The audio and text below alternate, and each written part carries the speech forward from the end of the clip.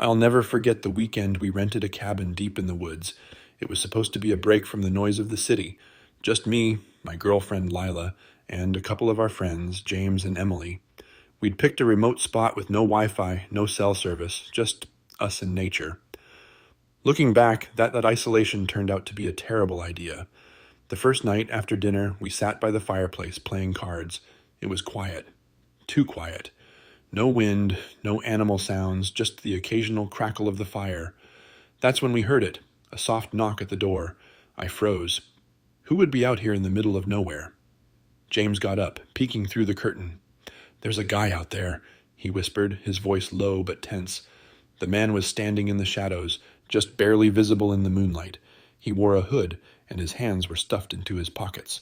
"I'm lost," he said, his voice calm but unsettling. "Can I use your phone?" James cracked the door open but didn't let the chain off.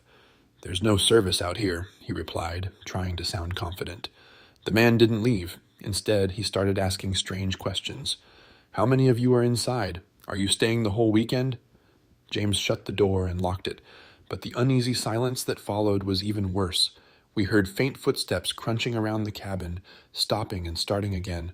Then there was another knock, this time at the back door. We huddled together, whispering about what to do, when Emily pointed to the window. "He's out there," she whispered, her voice shaking. We looked, but no one was there anymore. We spent the entire night clutching makeshift weapons, kitchen knives, fireplace pokers, while the sounds outside came and went. By morning, everything was quiet. When we finally opened the door, we saw muddy footprints circling the entire cabin.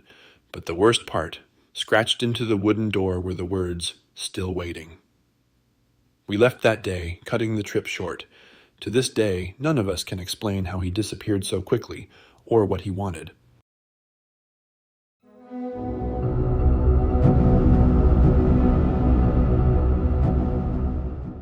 It was my idea to rent that cabin. My wife Danielle and I wanted a break from city life, and the pictures online made the place look rustic but cozy. When we got there, though, it was clear the pictures were old. The cabin was run down, with creaky floors and dust covering everything. Danielle loved it anyway. She always had a thing for old, forgotten places. On the coffee table was a photo album. It looked ancient, the leather cover cracked and worn. Danielle flipped it open, smiling at the old pictures of families who must have stayed there before. But one photo caught my attention. It was a black and white picture of 5 people standing in front of the cabin, smiling. At first, it seemed normal, but then I noticed it. Someone else was in the background, standing among the trees. It was blurry, but there was no mistaking the shadowy figure. Danielle laughed it off, but something about it unsettled me. That night, I couldn't sleep. I kept hearing faint noises, branches snapping, a tapping sound at the windows. Danielle told me it was just animals, but I wasn't convinced. The next morning, she went back to the photo album. Her scream jolted me awake. She pointed at the picture, her hands trembling. "It's closer," she whispered. I didn't understand at first, but then I saw it. The shadowy figure had moved. It was no longer in the background. It was standing closer to the group, almost behind them.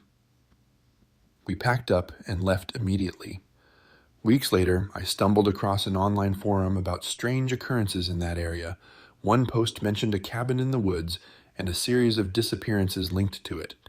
At the bottom of the post was a picture, the same photo I had seen.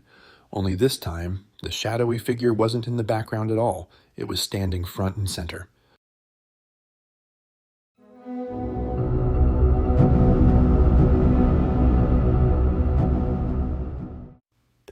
It started as a reunion trip, me and my brothers reconnecting after years apart. The cabin we rented was far out in the woods, just how we wanted it. We spent the first day hiking and grilling, but on the second day we found something strange.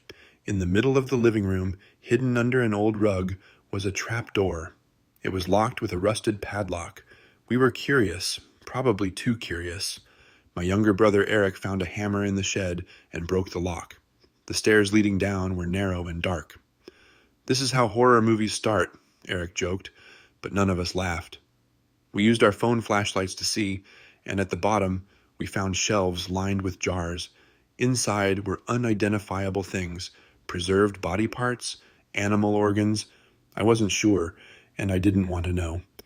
At the back of the room was a chair. It looked like it had been there for decades.